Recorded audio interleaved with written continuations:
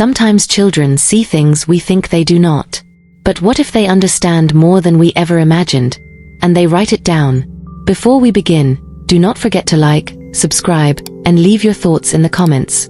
Your support keeps stories like this alive. My name is Claire. I am 39 years old, and I live in a quiet, tree-lined neighborhood in Oregon with my husband David and our only child Lucas. Lucas is 11. He is quiet, observant, a little more serious than most boys his age. And lately, he has been writing. It started as a school assignment. His 5th grade teacher, Mrs. Lambert, wanted each student to write a short story based on something from their lives. It could be about a family trip, a birthday, a favorite memory. Simple things. But Lucas, he chose something else. Something we did not expect. Something we could not explain. He never let us read it while he was working on it. I remember asking him once, as I passed by his door, open just a crack. "What's it about, sweetheart?" He had glanced up from his notebook, eyes calm but unreadable. "It is a surprise." David and I exchanged smiles when we heard that. We thought it was sweet. He was taking it seriously. We figured he would write about our summer vacation in Montana, or maybe the time the neighbor's dog got loose and ended up in our kitchen. But the night he turned it in, something felt different. That evening, I noticed him staring at us during dinner. Not with curiosity, or even admiration, but as if he was studying us. Like we were characters in his head. Like he was comparing something. He did not say much that night. Just nodded and kept eating. The next morning, he turned in his story. And that should have been the end of it. But 2 days later, I got a call from the school. "Mrs. Willis?" It was Mrs. Lambert. Her voice was too calm, too neutral, like she was trying not to show something. "Yes." I had been folding laundry, balancing the phone between my shoulder and ear. I wanted to speak with you briefly about Lucas's story." My heart skipped. "Is something wrong with it?" She hesitated. "Not wrong. Just unusual. I was wondering if you had read it before he submitted it." I shook my head, even though she could not see. "No, he kept it private. Said he wanted it to be a surprise." There was another pause. A longer one. "Well, I think you should read it." That night, after Lucas went to bed, David and I sat on the couch in the living room, the printed copy of his story resting between us. The title was handwritten in Lucas's neat block letters. "The House with the Locked Door." At first, it felt like fiction. A boy named Eli who lived with his parents in a quiet house. He played outside, had a cat, went to school. It was not until halfway through the story that things began to shift. There was a room in the house. A room the parents never spoke of. The boy would pass by it every day. Sometimes, he would hear faint sounds. Sometimes, he would find the door unlocked when he was sure it had been closed the day before. David read aloud in a slow, quiet voice. Eli asked his mother once what was inside the room. She smiled, touched his hair, and said, "Nothing important. Just old things." My hands were cold. I looked at David, and he was frowning too. "I do not remember ever mentioning anything like this to him," I whispered. David shook his head. "Neither do I." But then the story got darker. The boy begins to dream about the room. He hears whispers at night. He sees shadows. And in the final few pages, the boy discovers that the room is not just a storage space. It is a place connected to a secret his parents kept from him. A secret about someone who used to live in the house. Someone who had once been part of the family. Someone who had disappeared. I could not speak when we finished the last sentence. My throat felt dry. David said nothing for a long time. Then he looked at me. "He could not know," he said quietly. "There is no way he could know." But he had written it. Every detail. Even the part about the name. Eli's parents had once had another child. A baby. A sister. The same as us. 12 years ago, we had a daughter. Her name was Ava. She lived for only 23 days. We had never told Lucas about her. Never showed him the photos. Never even said her name aloud in front of him. Not once. She was born before Lucas. In between houses. In a different time. A different grief. A grief we locked away together. The room was real. In this very house. It used to be Ava's nursery. We had sealed it after her passing. Moved all her things to the attic. Repainted the door. Locked it. And never opened it again. We had agreed we would tell Lucas someday. But the years passed, and somehow we kept not telling him. Until now. But how did he know? The next morning, Lucas acted like everything was normal. He asked for cereal, reminded me he had a math quiz. There was no tension in his voice. No expectation. He did not bring up the story. I asked cautiously, Lucas, about your story. He looked up, spoon paused halfway to his mouth. Yes.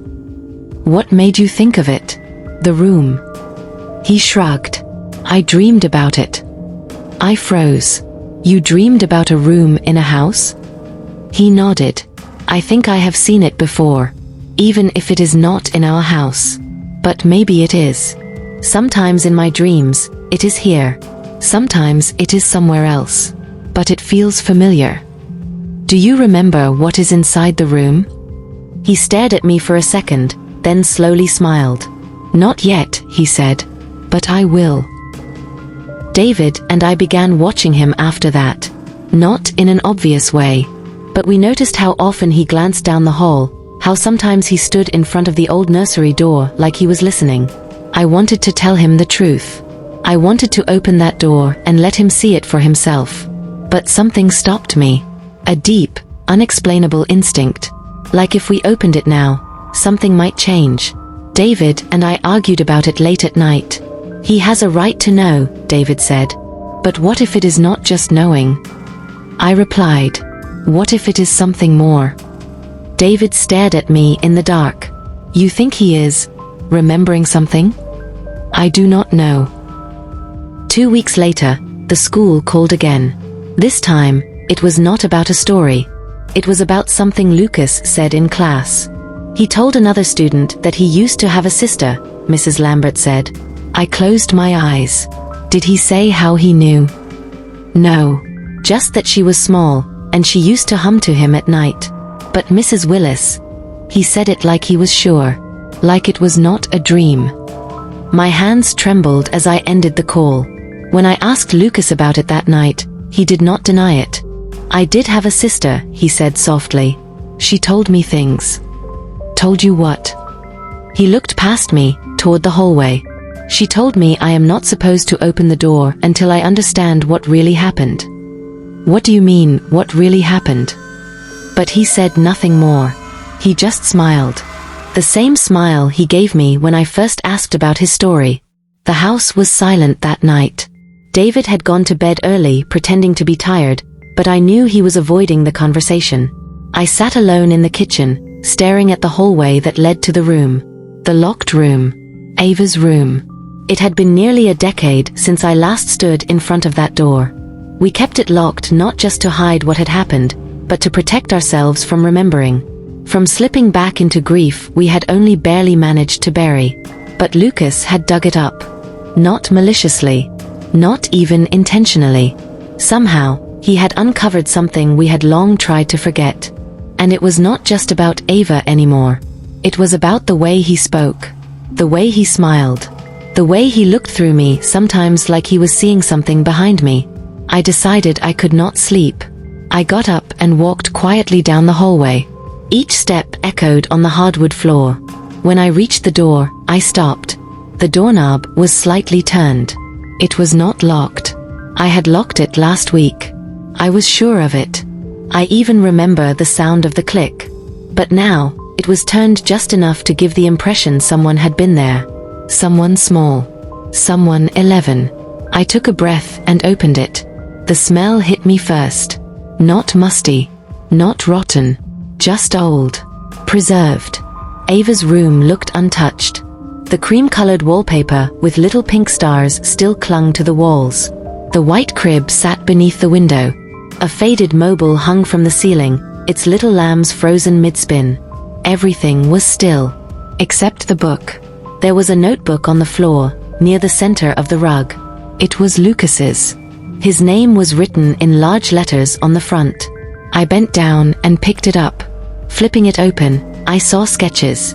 Pages of them. Not words. Just images. Some rough, others hauntingly detailed. One showed a crib, just like this one. Another showed a woman standing at the door, crying. And another showed a small figure watching from the corner of the room. A shadow. But the one that made my chest tighten was the last drawing. It was a picture of our family. David, me, Lucas. And another child, holding Lucas's hand. A girl. Her face was blank. But above her head, Lucas had written one word. Ava. The next morning, I did not ask Lucas where the notebook had been. Instead, I sat with him at the breakfast table and tried to act normal. He was calm. Cheerful even. He hummed to himself, a soft tune I could not place. Where did you hear that song? I asked. He shrugged. I do not remember. I just know it. David looked up from his coffee. You were in the room, Lucas. Lucas glanced at me, then back at his father. I had to go in. Why? To see if the crib was still there. My heart thudded. How did you even know there was a crib? I asked. He smiled. Because she always sits in it when I dream. Who sits in it? David asked, his voice suddenly sharp. Lucas looked between us. You know who? We were not sleeping much after that. David became restless. He stayed up late, double-checking locks, pacing through the house. I kept trying to rationalize it. Maybe Lucas found an old photo. Maybe he overheard a conversation when he was younger and forgot he heard it. But nothing explained the drawings. Or the dreams. Or how he knew the song I used to sing to Ava when I held her in the hospital. A lullaby I never sang again. 3 nights later, I woke to find Lucas standing at the foot of our bed. His face was pale, his eyes wide. She showed me the ending, he said. I sat up, instantly alert. What ending? To the story. David reached over and turned on the bedside lamp. Lucas squinted but did not flinch. She told me how it ends. Lucas, I said carefully, what are you talking about? His voice was soft. The story about the family. The one I wrote. It ends with the truth. What truth? He stepped closer. That Ava never died. David and I exchanged a glance. My blood ran cold. What do you mean? David asked slowly. Lucas spoke clearly. She says you think she died. But she did not. Something else happened. Something you forgot. I shook my head. Lucas, that is not true. She was very sick. She was with us for a few weeks, then. But that is not what she says, he interrupted. She says someone took her. The room was silent. David stood up. That is enough, Lucas. I am not lying, he said quietly. She shows me things. She remembers. And she wants me to remember too. The next day, I drove to the hospital where Ava had been treated. I requested her records. Birth certificate. Death certificate. Everything was there. Except something was off. Her discharge date and the date on her death certificate were 1 day apart. But there was no clear record of where she was in between. No note. No attending nurse signature. Just a gap. I sat in the car for half an hour, staring at the paperwork. The hospital had changed systems since then. A lot of old records had been transferred. Maybe something had been lost. Or maybe not. I called David. There is a gap, I told him. A missing day. What does that mean? I do not know yet. That night, Lucas did not speak. He spent most of the evening drawing again. I peeked once. His new sketch was of a hospital hallway. The lights overhead were flickering. A small baby wrapped in a blanket was being carried by someone whose face had been blacked out with heavy pencil strokes. She says I am getting closer, he whispered when he saw me looking. I backed away. The next morning, there was a package on our porch. No label. No return address. Inside was a small VHS tape, unmarked. I stared at it for a long time. Who still used VHS? We barely had a way to play it. But David, being the collector he is, remembered he had an old VCR in the garage. We hooked it up to the television in the basement. The screen flickered to life. Static. Then, a home video. Grainy, but recognizable. Me, in a hospital gown. David next to me, holding Ava. She was so small. Her face peaceful. We both looked tired. Exhausted. Then, someone behind the camera zoomed in too far. The video distorted for a moment. The tape cut suddenly. When it came back, the lighting had changed. David was gone. I was asleep in the hospital bed. Ava was still in her crib, crying softly. A nurse entered, but not one I recognized. Her face never turned toward the camera. She lifted Ava, rocked her, then stepped out of frame. The video ended there. No timestamp. No audio. Nothing after that. We stared at the black screen, hearts pounding. That was not from us, I whispered. We never recorded that. David looked pale. And who was filming? For hours after watching the VHS tape, we said nothing. We sat in silence, letting the unanswered questions settle like dust in the air. Who was filming? Who was that nurse? Why did the video exist? And why had it shown up now? David eventually broke the silence. We need to find out who was on duty that night, he said. At the hospital. But that was 12 years ago, I replied. Most of the staff from back then are probably gone. We have to try, he insisted. We spent the next 2 days combing through every piece of documentation we had from Ava's birth. Discharge notes, care logs, even old appointment cards. Most of it led nowhere. Then, in a folder I barely remembered keeping, I found a sticky note.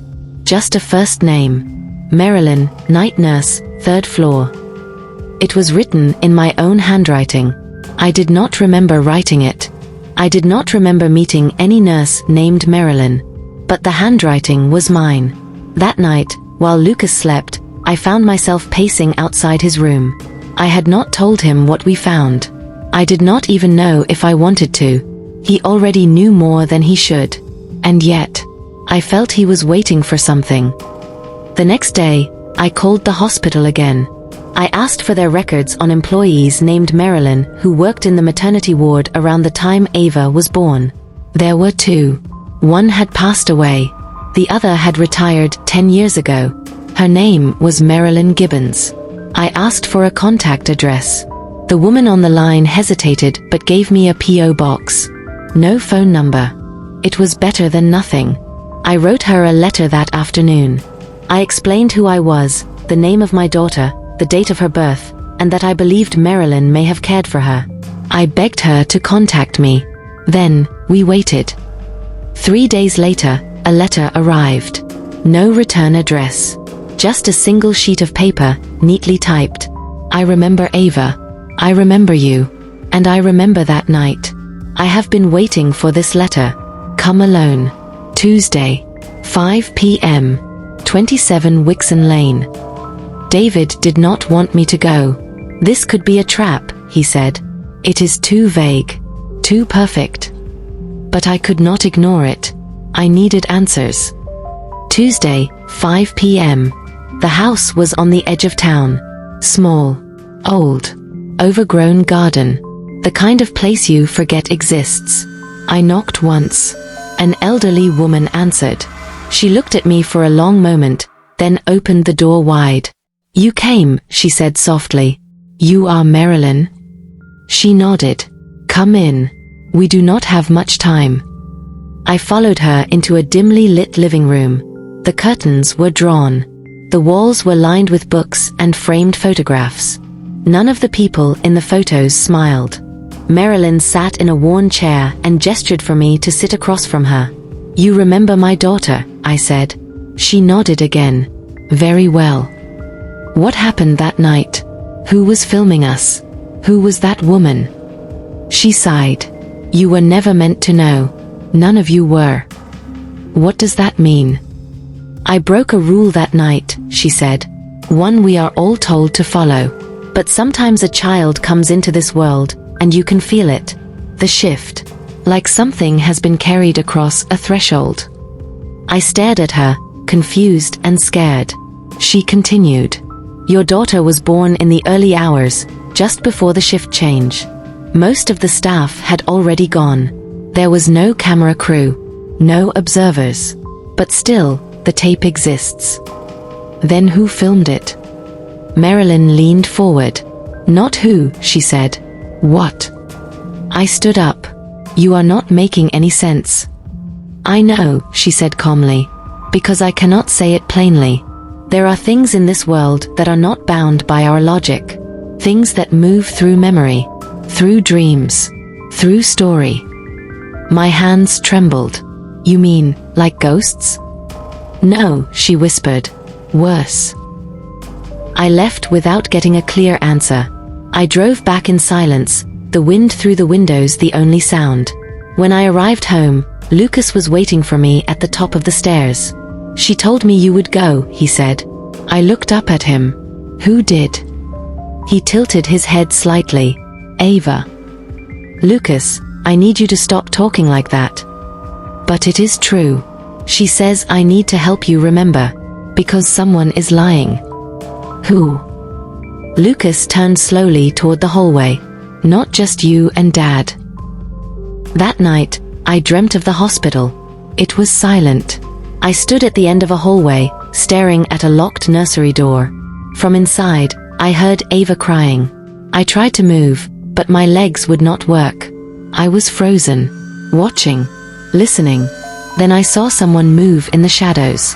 Not a nurse. Not a doctor. Something else. I woke up screaming. David rushed in, holding me, asking what happened. I could not tell him. Because I was no longer sure the memories I had were real. The next morning, Lucas brought us something. A piece of paper folded twice, like a letter.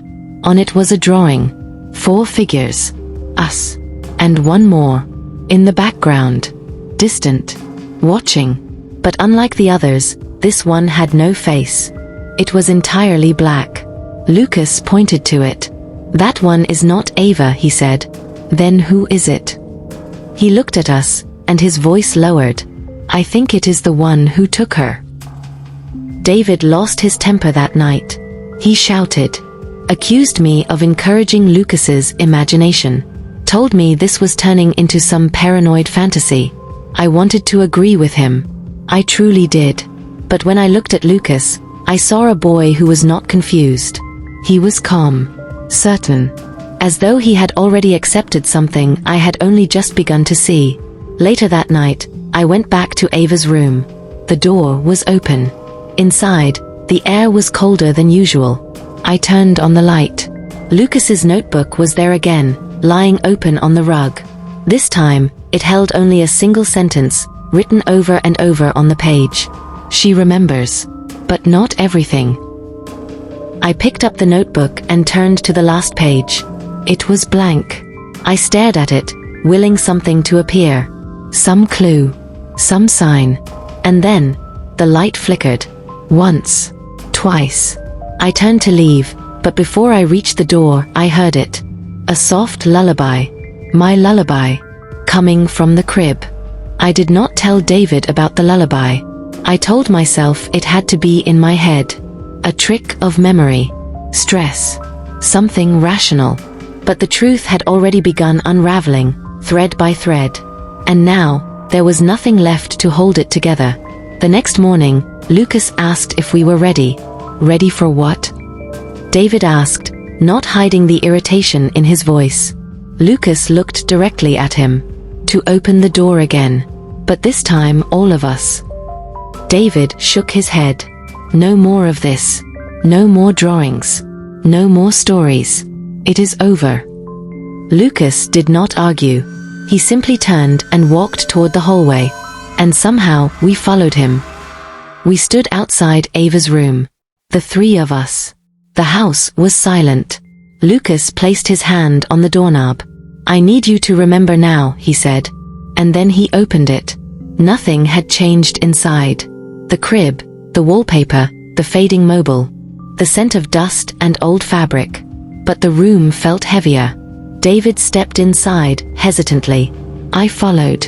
Lucas stood at the center of the room, looking down at the rug. "It happened here," he said quietly. "That night."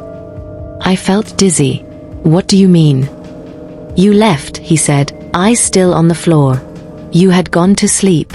You thought the nurse would check in one last time, but she was already gone." I stared at him. "Lucas, how could you know that?" He looked up at me, and his voice changed. It was still his voice, but older, softer. "I was here," he said. The words hung in the air like fog. David stepped forward. "What are you saying?" Lucas turned to him. "I remember the pain, the cold, the lights.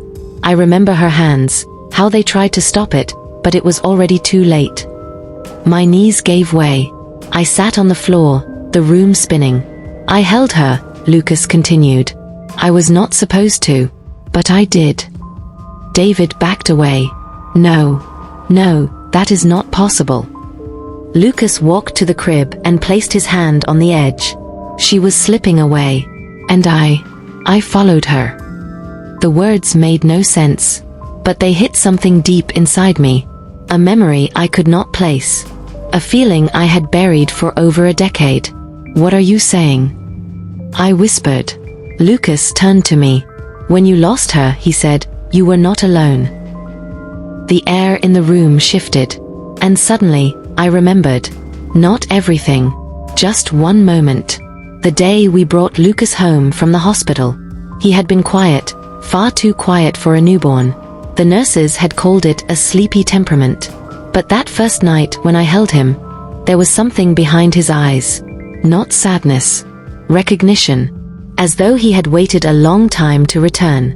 My body turned cold. "What are you?" I whispered.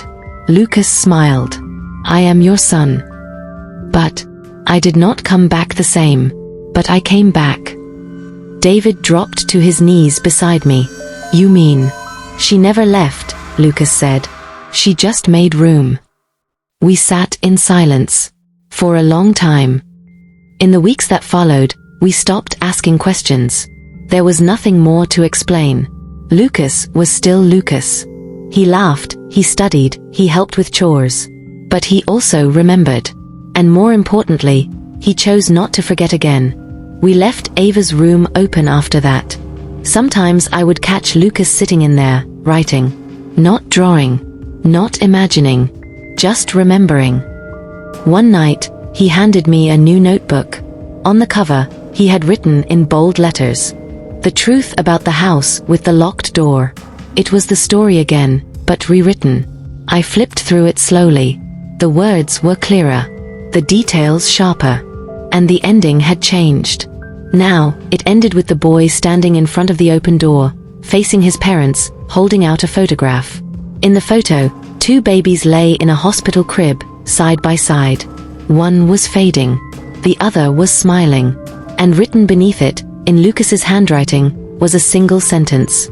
Some stories begin before we are born, but the ones worth telling begin again.